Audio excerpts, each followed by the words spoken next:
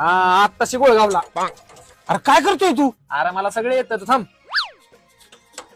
अरे अरे तोडलाच की खटका आता तू. आता चालू होणार नाही वय. आता झालं वाटलं ना, आता काय चालू होते? अयो मालक आल्या उडतच आपल्या. मग काय झालं का काम? काय करताय? ए मालक आलं, चल चल चल. यार मालकाला कळलं गोळ झालेलं, आता उडलला का आपल्या. एक काम कर, मालकाने विचारलं गोळ कोणी केलाय तर तू म्हणायचं मी केलाय, मी म्हणणार मी केलाय. म्हणजे कसं दोघाला समान समान बोलेल. हा तसंच बोलू.